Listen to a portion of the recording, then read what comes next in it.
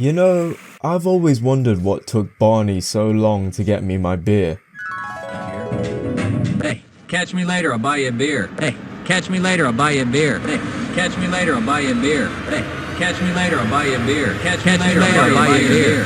Step off.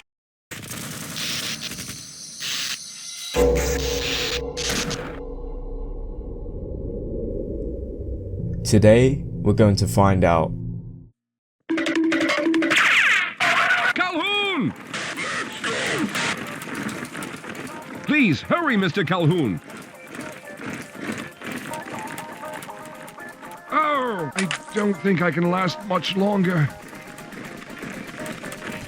Ah, there he is. Calhoun, you've arrived. Oh, no. There's something wrong here. Oh, my.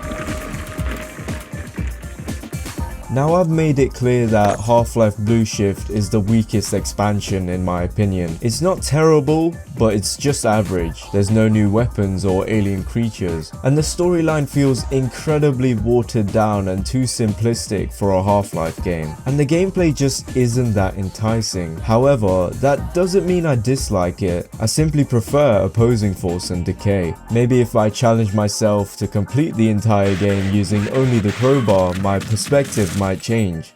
Who knows? In my previous video, I asked you guys if you wanted to see Half-Life 2 with only the crowbar or Blue Shift to complete the classics. Although most of you voted for Half-Life 2 in the poll, the comments for my video said otherwise. I'm doing both regardless anyway, since this challenge is fun. That's if you exclude the trauma I endured during these. Yeah, put big quotation marks on fun right there. I haven't forgotten about Decay either, but out of the main three, Blue Shift is all I need to complete before moving on to Half-Life 2. Perhaps I'll include Decay in a bonus video once I've completed Half-Life 2 and its episodes. I was told that this was going to be the hardest challenge out of the three a handful of times in the comments, so I'll put that to the test. In all honesty, I was dreading this one. I haven't played Blue Shift as much as the others for obvious reasons, but I do remember a lot of bad enemy placement and a lot of soldiers, so we'll see how I fare against that. As you all know, this challenge comes with a set of rules to be forgiving yet fair at the same time, so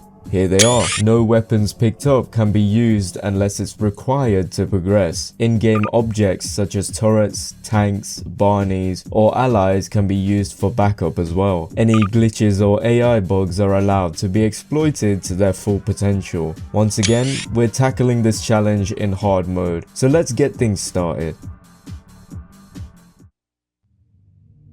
Good morning, and welcome to the Black Mesa Transit System. This automated train is provided for the comfort and convenience of Black Mesa residents and visitors to the Black Mesa Research Facility.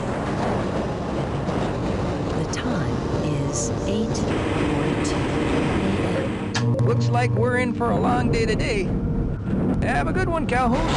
I started off my journey with a tram ride through the Black Mesa Research Facility, excited to start my shift as a high-valued security guard. Unfortunately, the door here was jammed, so I had to wait a while. But I did manage to see my buddy Gordon Freeman. It's a big day for him. I sure hope that he doesn't cause a resonance cascade and fight through Black Mesa using only a crowbar. Now that would be wild. After heading inside, I caught up with some of my peers through one-sided conversations, because if I tried to yap, they'd tell me to go away. I am an introvert, so it's probably for the best, to be honest. I messed about with some cameras and hey, look, it's the homie Freeman. Look at him go. Of course, I grabbed the complimentary Glock that every Black Mesa security guard should be well equipped with and suited up with some armor. I then grabbed a can of beer that I needed to give to Freeman, but I never understood why they gave me a weapon. I'm more of a melee type of guy. Let's try this. Whoa! Whoa. That was close. 9 to 5, you are cringe. What an asshole. Once heading down this elevator, disaster unfolded.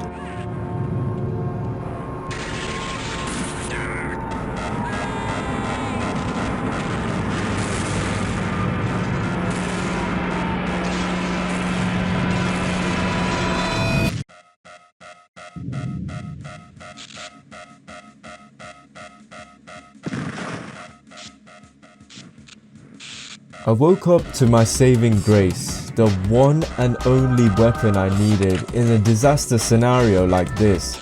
I'm kinda bummed out that it isn't blue though. The first actual challenge popped up after this. Usually you'd use the pistol on these explosive boxes to open up the way for you. But if you climbed up this ladder to get some height, you can hop off this light and squeeze through the small space provided. It was also in this chapter where I remembered that I don't have to kill every single enemy I come across. So with this encounter with the Vortigaunts and the Hound Eyes, I simply ran past them in order to preserve as much health and armor as possible.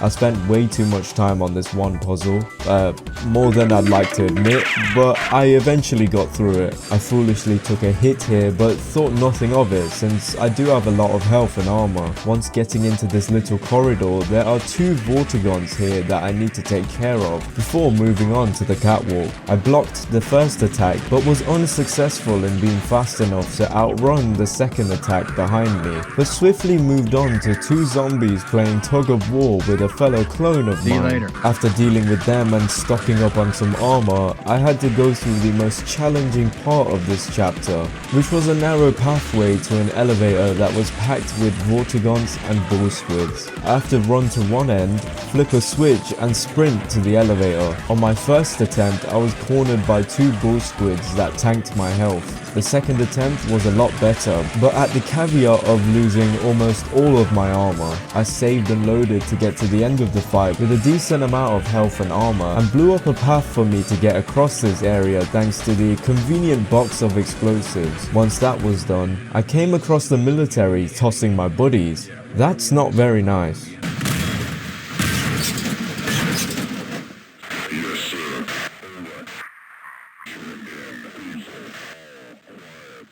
Hello, sir. Squad, neutralize hostiles. Hey, what did I ever do to you? I only take so much and no more. Bring it on!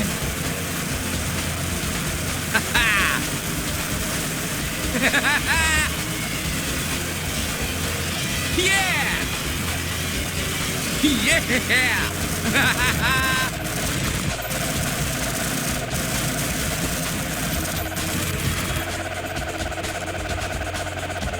Got one!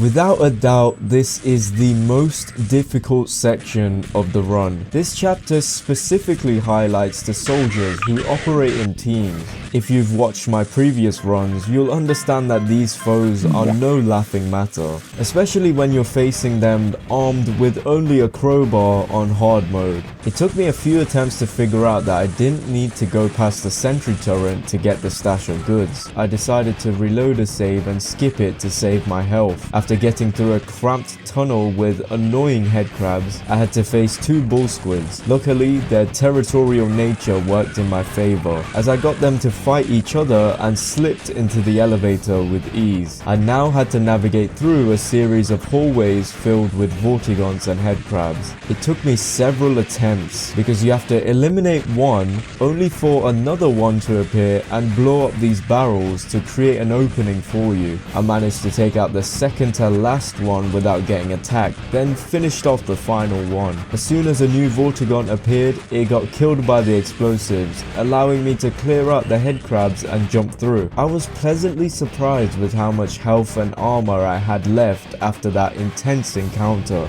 But little did I know, the real challenge was yet to come. It took me 10 whole minutes to figure out how to take out these 2 soldiers. Now, since Half-Life soldiers have a tendency to spam grenades on 0 cooldown as if they're a faker on League of Legends, I use this to my advantage since they end up blowing themselves up in most instances. I used these 2 boxes as cover, getting them as close as possible. Unfortunately, only one of them blew themselves up. For the shotgunner, I managed to catch him off guard by his own grenade and used the crowbar to take him out. Dealing with the soldier behind this door was no joke. I cleverly used this box as a shield, attempting to make him blow himself himself up with his own grenade. Surprisingly, he ended up getting stuck in a wall instead, which made it easy for me to eliminate him. After that, I lured the rest of the soldiers down the stairs and swiftly took them out. I made sure to grab some armor to gear up for what was coming next. And let me tell you, the next part was the real test, the toughest part of this whole challenge. Beyond this door, we've got a group of 5 soldiers, itching to take you out. To progress to the next part of this chapter, you'll have to eliminate all of them. It took me a solid 31 minutes to accomplish this task. Initially, my plan was to bait them in, but most of the time they were smart enough to avoid it, thanks to the Marine who kept bombarding them with an endless supply of grenade launchers. Unfortunately, that strategy didn't work out as expected, and it wasn't very effective either, since the blast radius from the grenade launchers would end up chipping my health. So I decided to try something different and use the barrel, hoping that the Marine would hit it with his own grenade launch and damage himself. But that motherfucker was unbelievably accurate.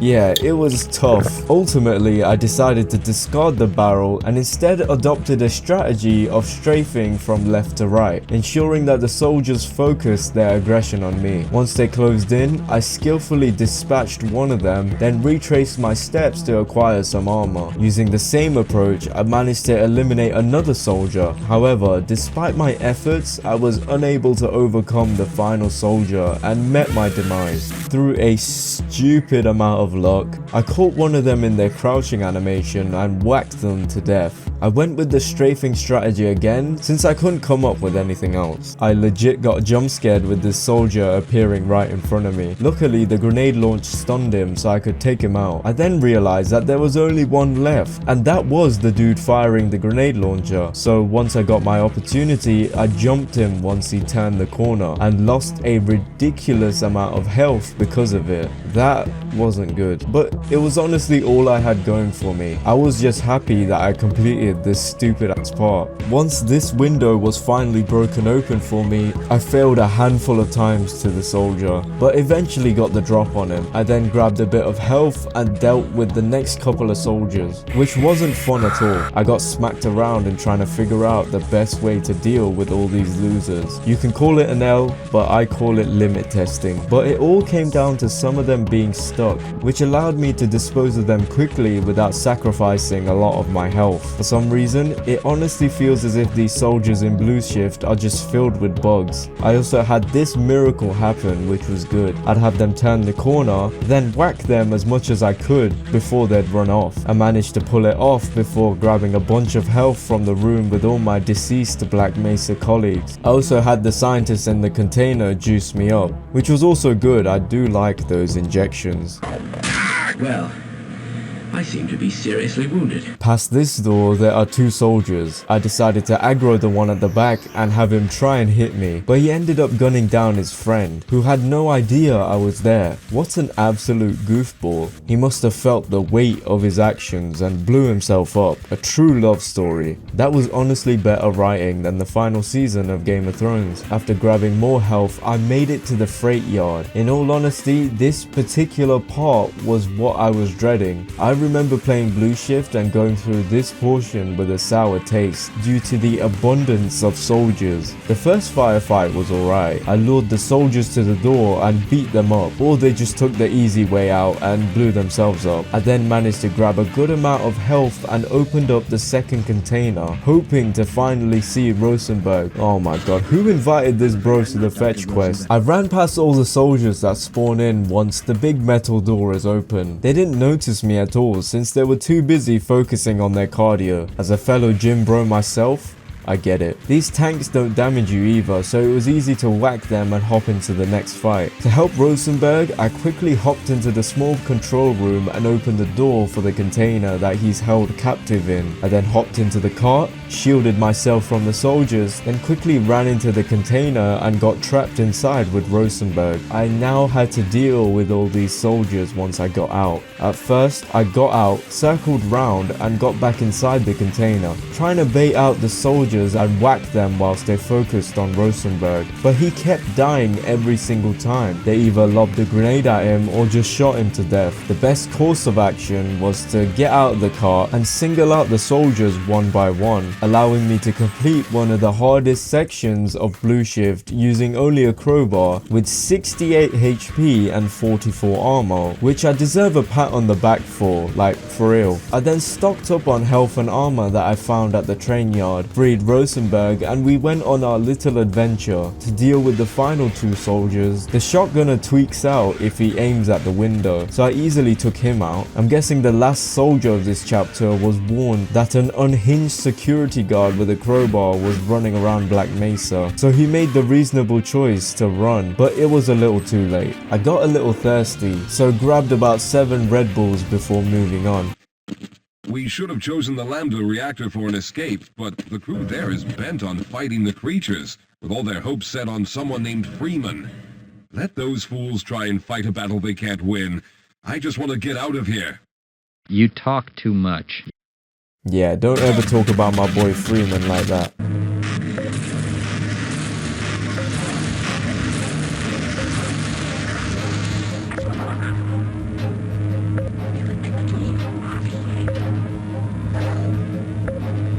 Luckily, Rosenberg respawned, and we thought it would be a little funny if I hopped into this teleporter. The Zen portion of this game was honestly alright, and a good break from the hell I've just been through. The struggle came up when this chapter had a small platforming section. A manta ray appears to destroy the platforms, and you're ambushed by 3 Vortigons. I just waited behind these massive pillars and took out the Vortigons individually. I ran past everything else, then realigned the Zen crystal before swiftly running away. It was a good thing that I had a bunch of health and armor, because I had no strategy for this final part. Once again, just ran past everything and endured multiple electric shock therapies from the Vortigons before reuniting with Rosenberg. Hopefully this was it.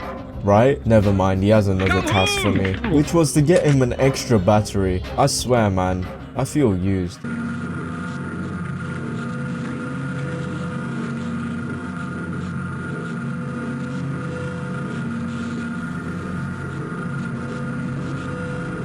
So from the top, all I have to do now is deliver this battery to Rosenberg. And hey look, it's right here. Oh, never mind. It's never that easy. Can you guess how I managed to deal with the soldiers who kicked down this door? That's right, I ran past all of them. Taking out the lot of them was going to be next to impossible. Luckily, I had quite a bit of health to get through this, and found myself hiding beneath the catwalk. I honestly just waited around for a bit, and the majority of the soldiers eventually blew themselves up with their own grenade. The same thing happened with the other soldiers. Yeah, pretty much the entire strategy for this run was to wait until they blow themselves up with grenades. They honestly did all the hard work for me. I only had to tank 1 soldier up these stairs because no matter how hard I tried, he just didn't want to stand on his own grenade. Maybe he was sentient. So with 28 HP, I had to get past these 2 Vortigons and headcrabs awaiting me. This took a stupid amount of tries, and I couldn't take out the Vortigons as they couldn't get past the broken pieces of the door. I got so close so many times, but didn't have enough health to progress. So do I apply any rules here? Nah, I decided to firm through it quickly, getting up the ladder and dodging all the headcrabs, surviving with 18 HP. I then drained all the toxic fluids and aligned all these barrels specifically to the right side. The reason I did this is because there's a trigger if you cross over the middle, where an alien grunt and Vortigon will spawn. Preventing these spawns is as easy as that. I then quickly sprinted my way through all the additional hostile threats, pressed a couple of buttons that I definitely knew the purpose of, and then headed back towards the battery.